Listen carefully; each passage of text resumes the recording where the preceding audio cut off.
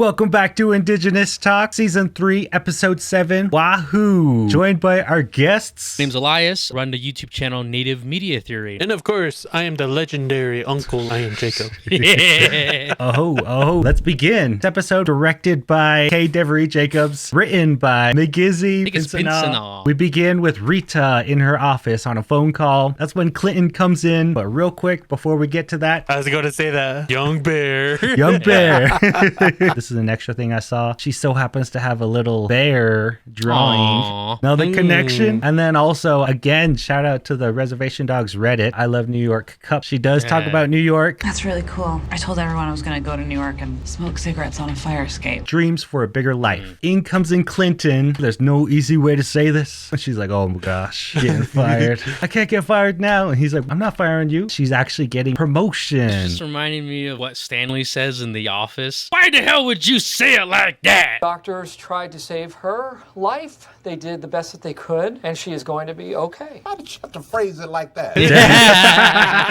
The hell is wrong with you, man? Why would you say it like that? There are 2 IHS facilities who are making an offer. Come on down. Promotion time. Exactly like The Price is Right. Bob Barker. We got to give a quick shout out. A citizen of the Rosebud Sioux tribe. Rest in peace. Wait. Could this be his White grandson? Steve? White Steve is Bob Barker's grandson. Gosh dang it, I got making connections right now. Tonkawa City, Rita just starts singing. I loved that. Improvises a little native song, includes the word money. This would be a perfect song to sing at the casino. Hey, money. Hey. Find me at the slot machine. Tobacco is like, yes, money. I like the subtitles right here. Exclaiming in native language. Rita goes to tell Bev, you'll be making double? Okay, nice knowing you. What's keeping you here? This job? All the cousins you can't date? Bear's grown. Back to our office. We see this picture of Bear as a little cub. This is how she still sees Bear. That's how every parent sees their child. Yep. Oh. Even my mom still sees me like that. Bev makes a joke. Oh, I'll go anywhere. Maybe not Texas. And I'm like, wait, what's wrong with Texas? I know. What's wrong with Texas, bro? All the steak that you can eat. Amarillo in the morning. Rita goes home. Bear's finished working. I saw this recipe on TikTok. I wanted to try. What recipe is he trying? Yes. I heard when you take your first bite, the ancestors sing up in the sky. My version is with the hot Cheetos inside. Yep. As Rita walks into the kitchen, here we get the first signal that, hey, Bear is a lot more grown than Rita actually sees him for. He's maturing. Rita's looking at the email, get the introduction of Cookie. And then obviously she's distraught. Take a moment here that she's wearing the shirt. Bet she won that bingo.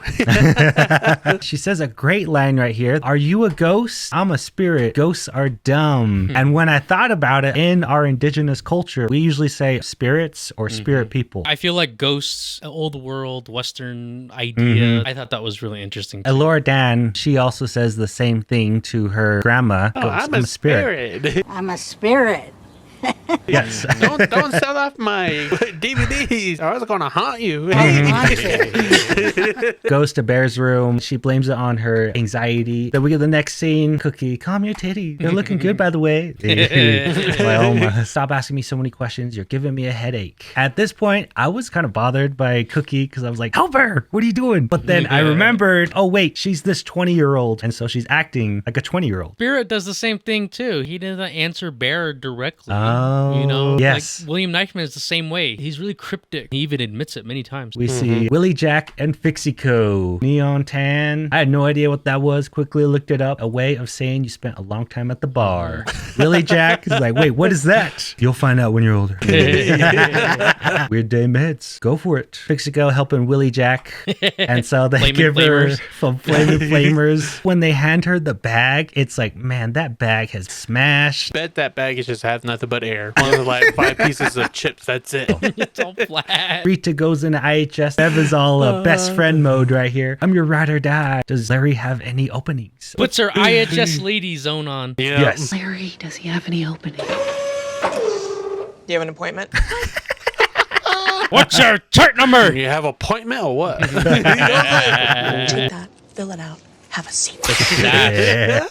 Next scene, Rita's sitting in the office. We get the introduction of the legend, Evan Adams. Thomas spills the fire. Quick side note, that means we have 3 episodes left to get Adam Beach. Cross your fingers, y'all. The Dang. OG cast. He still hasn't made an appearance yet. Comes in as the shrink. I'm sure many people know Evan Adams is an actual doctor. And then I love how he responds, "We are native. We have trauma." I'm assuming this is his answer for everyone that comes in. "Hey, doc, I'm feeling sad. Yeah. We are native. We have trauma.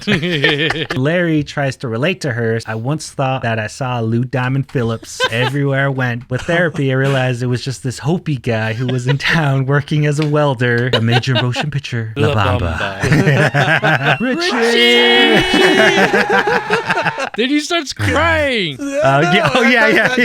This is like his release right here. It's Yeah. just like, are you supposed to help Rita? I have an 11:30. I can only squeeze you in for like 5 minutes. You've been squeezed. And they start playing Wahoo. It's an old German game. Yes. It's very similar to Parcheesi, which involves moving your little items around the board in order to get them to the safety zone. Perhaps Rita is trying to get Bear to that safety zone. Perhaps she's trying to get to that safety zone. Bear, he sees spirits too, you know. I've seen Big and Bev. They are so passionate. We get the sound effects. Oh, wow.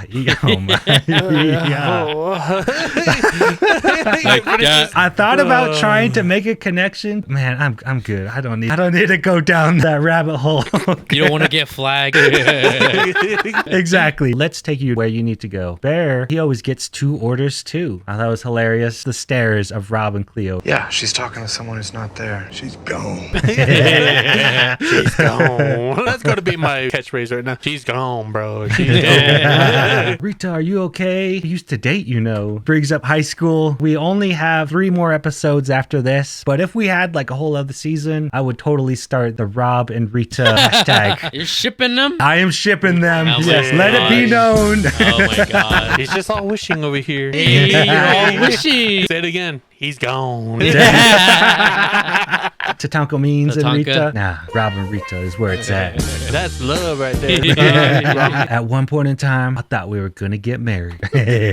Cookie just asking, "Can I go to my mom's?" Laura says, "I'm applying to college. I'm trying to figure out what to do next." I like this line right here. I didn't know my mom at all, but sometimes it feels like warm, you know? That moment was cute. I like that. Any ghost hunting TV show or whatnot, one of the signs is when it gets cold. Cold connected to ghosts. And what's the opposite? Warm.